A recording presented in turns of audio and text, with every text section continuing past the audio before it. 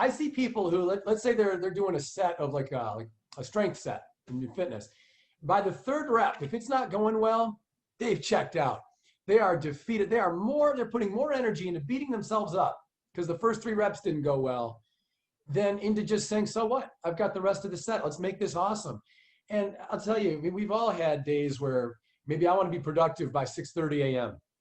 And by 7 a.m., some things have come up and some things have gone wrong and whatever, and I'm still not there yet. So if I start thinking, oh, the day's ruined, all the things I had in my calendar are not going to happen. No, keep going. All you're going to do, if you start to check out, is make things worse. Everything you do has got to be about you being your best. You taking your core and being your absolute best and showing up in your best way. So yeah, injuries, genetic stuff that you think you're kind of stuck with, any kind of lifestyle habits, anything like that at all, you got to realize every single day, as cliche as it is the beginning of the rest of your life. So whatever you did wrong 5 minutes ago or yesterday, just forget about it and just move on and be awesome and be a winner and get out there and crush it, whatever you're doing. Most people hear this and think it's that's crazy. This is how people win.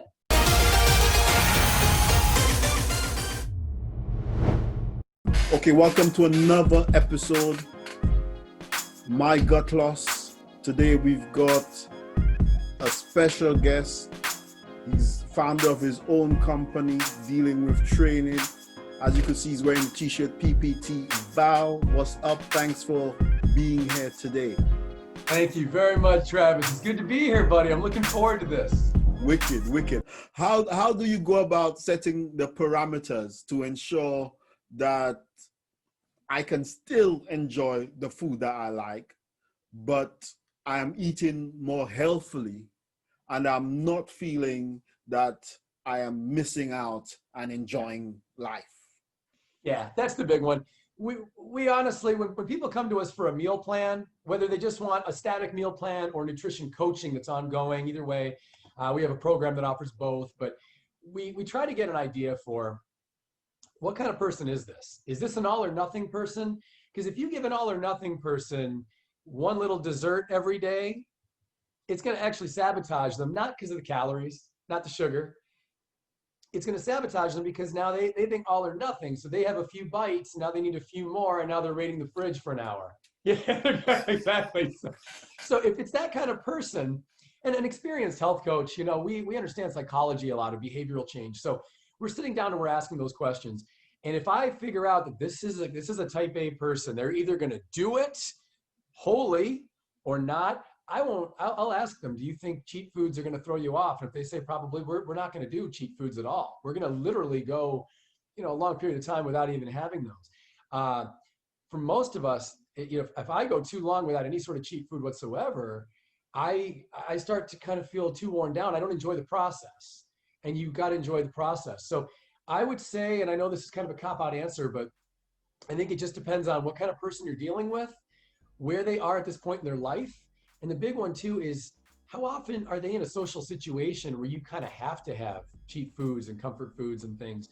If they're eating out a lot on business trips, it's too awkward in the conversation, to go out to eat with somebody and say, no, I'm not eating any of this garbage they have at this restaurant, and I can't have that dessert. And it just becomes a little too weird for them, and they feel very alien. And I've seen that many, many times with clients. So it's like you go to the restaurant and you ask, does this have monosodium glutamate? Right. See, and if you feel weird, you start, I think of it like a backpack. If you got 5 pounds in it, you're okay. Someone puts another pound, pretty soon you're like, I'm taking off the backpack. Yeah. If fitness and wellness is that backpack, I see this with entry-level trainers a lot, and entry-level nutritionists. They want to just make someone perfect overnight, and they think they can bark orders at them. They say, Nancy, you've got to do it. And as soon as you want to have a bite of dessert, you tell yourself no. Well, guess what? Nancy quits after about 2 to 3 months. So did you succeed as a trainer, as a health coach, as a nutritionist? No. Whereas if Nancy had some sprinkled in, little, unhealthy foods and things like that and some cheat days, she'll still be doing this 10 years later. So that's where I think you just have to evaluate the person, because there are people who want to just do it all together, right? And there are people who are going to need those cheats. And I think you just need to figure out what's going to work for their life.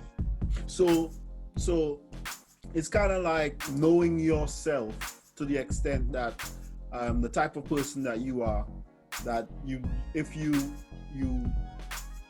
like from, I would say I would need to have a break now and then just to, balance myself. But I know some people that are like, it's almost like a religion, what they eat is like, so you decide what's best for you based on your own personality. And where you are in that moment too. Like I'll tell you, I went about a year and a half with almost no cheat foods when I was younger. And I had the sharpest bedtime and I was so disciplined. And all I can tell you is when I look back on that time, I don't think, good, I did it and I never, I barely ever drank a beer or anything like that at all. I feel like I kind of cheated myself. I could have been just about as fit, just about as healthy. And instead of, hey guys, I'm leaving the party at 9, I could have stayed a couple of hours. And, I think you're never going to do everything perfectly right. The balance is always a struggle. But I see people who, they act like I would never do this or this or that. Never is a strong word. I mean, so if you want to truly respect your body, sure, you never do those things. I get it. But at the same time, I don't know if that's entirely realistic, especially when you understand detoxification. There's one of those words that people get triggered by, but detoxifying is a thing. It's scientifically understood to a degree. And, I think if you understand that it's not so much avoiding the unhealthy foods, it's that if you have them, knowing how to have a healthy enough lifestyle to get them back out of you. That's an important process as well. And I don't think people talk enough about that, like chelation and things like that take the bad out of you.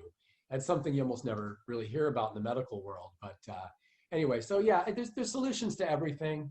You got to think like a superhero and know that whatever, if you do something wrong, it's okay. If you get injured, there's a solution for it. If you have some unhealthy eating, there's a solution for it.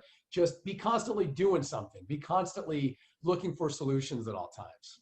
From what you're saying, it seems like you almost need to have a positive attitude about yourself, Yeah. positive idea about yourself. So even if you fall down, you could feel that you've got what it takes to pick yourself back up and carry on. Because let's say you've gone so far to the side of being unhealthy and not eating right and stuff like that, it looks like a major hill to climb, and you're like, right, why do I even bother, where I might as well just stay where I am because it's going to be so difficult.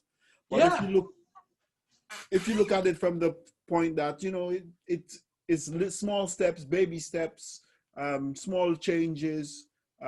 It's not like I'm a regimented soldier in the army sort of thing. I think you might have a better chance of sticking with it. Well, and I'll tell you this, here's the big one, okay? I think a lot of us, but I know for me especially, I grew up with the mentality that like, the lessons I got growing up were if you wanted to be, say, a great basketball player, you had to pick up a basketball at age 3 and you had to like eat, sleep, and live basketball from age 3 on up, and you never put it away. That was the mentality that I got fed to me as a kid. Oh, you want to be a great like mathematician? You do nothing but math as a kid. You're never a normal kid. So I thought, wow, by the time I was 8 years old, I felt like there's so many things I can't do because I haven't already been doing them. You know what I mean? Like I thought at age 16, I thought about playing guitar. And I had this inundated belief that I wish now I'd never gotten in my head in the first place, but this belief was, no, it's too late. A great guitar player starts when he's 8 years old or 5 years old or something. Now, the truth is, Dennis Rodman says he didn't touch a basketball until he was like 19 years old or something like that. Right. He went on to be quite good. And same with a lot of actors. There are actors who didn't even start acting until they were in their 20s. And you find this in almost anything. Great athletes and all kinds of people become amazing late in the game. So you might say, well, how does that really answer your question? Here's what I'm getting at. When it comes to injuries, it's no different. When it comes to detoxification, it's no different. When it comes to just changing your life, your mindset, anything, all it really comes down to is, do you want it enough to try a bunch of different approaches, have some of them not work, and then all of a sudden one works and it hits big? And entrepreneurs do this. They try 5. I know I have buddies who have tried 10 businesses that have all failed. And I think, wow, what kept you going? And they said, because number 11 made me a millionaire, right? Yep. And you got to think that way with health too. Yeah, I think it was Robert Kiyosaki who says that what's we say, nine out of every 10 business fails. I can't remember if I'm getting it correctly, but Sure. It was all about don't be afraid of failure. Just do what you do. And it reminds me of the old Chinese saying, the longest journey begins with but one step. So you've got to take this when you feel ready, when it hits you, you get the inspiration, take the step. It doesn't matter how old you are, how overweight you are, how much you overeat, or whatever's going on. You feel motivated to do something about it. Do something about it, even if it's just drinking that extra glass of water, just to start you off. And then tomorrow you add a little something more to it, and you add a little something more. As you go on, you will eventually get there, step by step. Yeah, absolutely. You know, I'll throw one more little note in on that, and I know we need to move on, but I see people who, let's say they're doing a set of like a strength set in fitness. By the third rep, if it's not going well, they've checked out.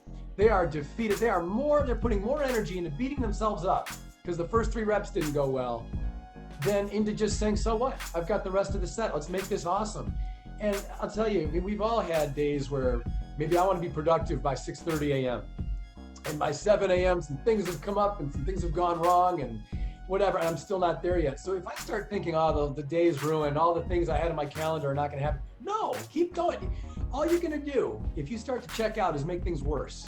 Everything you do has got to be about you being your best. You taking your core and being your absolute best and showing up in your best way. So yeah, injuries, genetic stuff that you think you're kind of stuck with, you know, any kind of lifestyle habits, anything like that at all, you got to realize every single day, as cliche as it is the beginning of the rest of your life.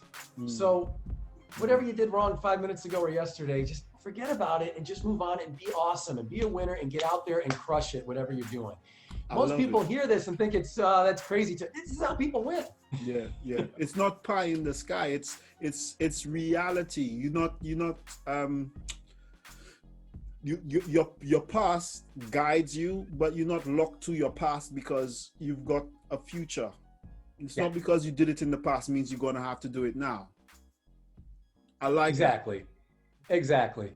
Thanks for watching this video. If you've got any questions that you'd like our experts to answer, please leave them in the comments below.